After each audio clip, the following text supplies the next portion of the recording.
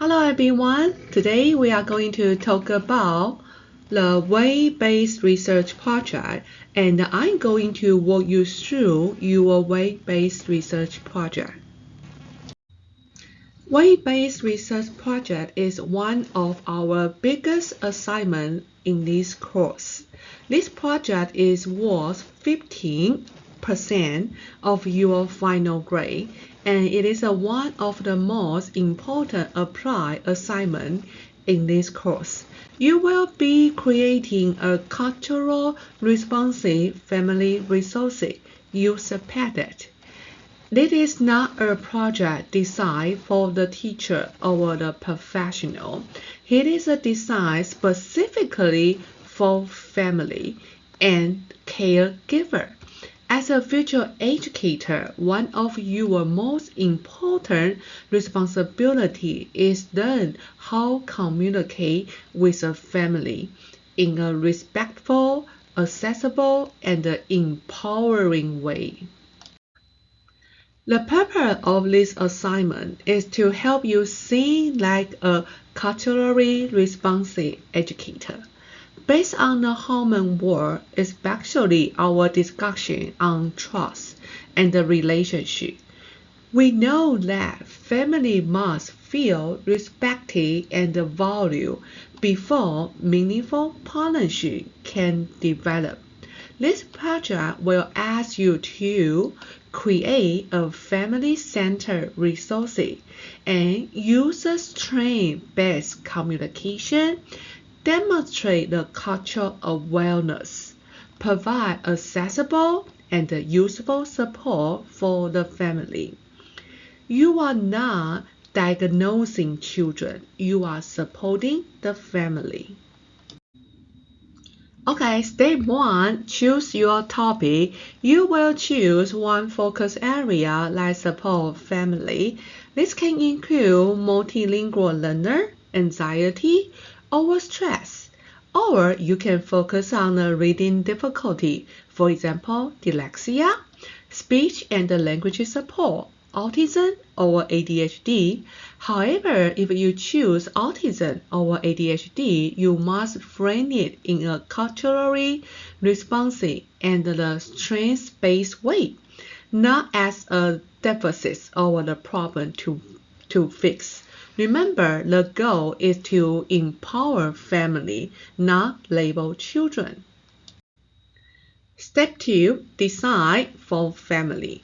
When you're designing your Padlet, imagine a caregiver reading it after a long work day. So your language should be clear, simple, encouraging, free of the heavy academic work, and try to avoid clinical tone, avoid judgmental word.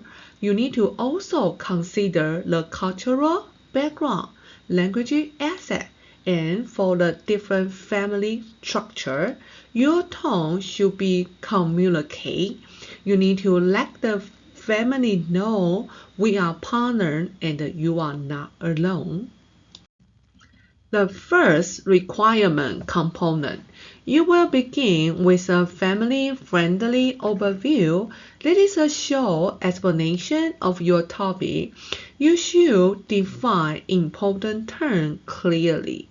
Avoid technical language. Include a strength-based message. For example, instead of the saying, children with ADHD struggle with attention, you might say some children have an acting brain, like work quickly and creatively. They might need more structured routine to help them to focus. Notice the differences in the tone. The second required component. You must include 4 reputable websites. For each website, you need to provide the link, write a short summary, 2 to 4 sentences that will be enough, explain how he supports the family. The most importantly, explain how he supports cultural diverse family. Provide language asset. It's practical and usable. Do not just pass the link, you have to analyze then. Now let's talk about requirement component 3, your video presentation. This is not just a technical requirement, this is your opportunity to practice speaking directly to the family in a clear, supportive, and a professional way. Your video should be between 90 seconds and 2 minutes. Please do not go shorter than the 90 seconds and do not exceed more than 2 minutes. This helps you practice being concise and intention. This is exactly how you should structure your video. First one, briefly introduce the special need. Use a simple, family-friendly language. Avoid academic vocabulary. Imagine you are explaining this to the caregiver who is hearing this information for the first time. Second, highlight one of your selected websites. You do not need to explain all of these 4 websites. Choose one strong resource and clearly explain what it offers.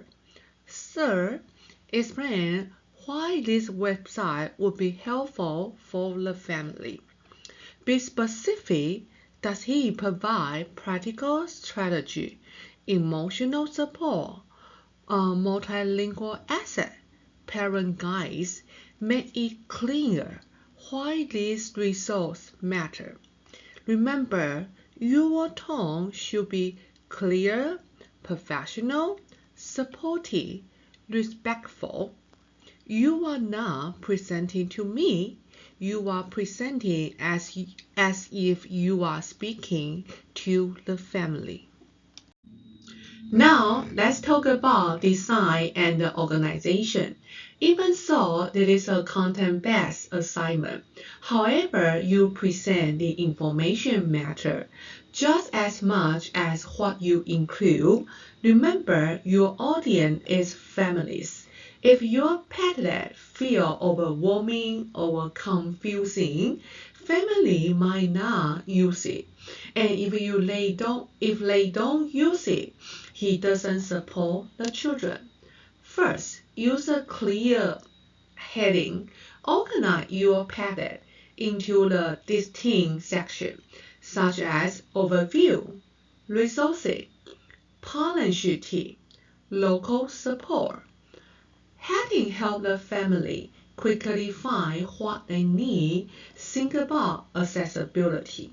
When someone is stressed or looking for the help, they should not have to scroll everything down to find information.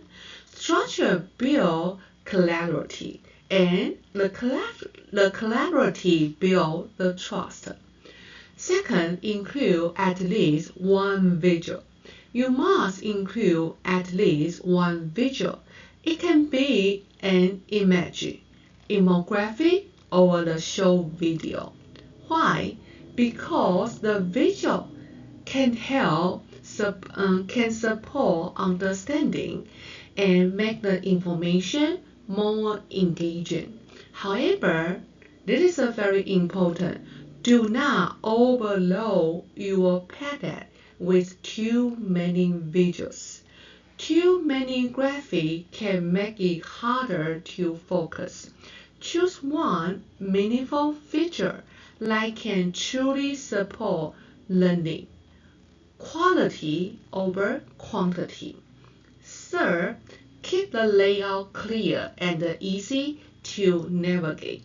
A clear layout shows your professionalism. Remember, avoid long paragraph, overcrowded text block, inconsistent formatting. Instead, you need to use short paragraph. Use a bulletin point. It is very powerful and helpful. And keep spacing consistent. Remember, this is not just about the beautiful Padlet. It is about reducing cognitive overload. Families should feel calm, not overwhelming. 4. Cite all the resources properly. Even so, this is a design for the family. It is still academic assignment, so you must cite your resource properly. So this can show your professionalism, your responsibility. So if the family see the accurate resources, and it increases the trust in the information. Let's talk about what made an A-level project. An A-level project feels welcoming from the very beginning.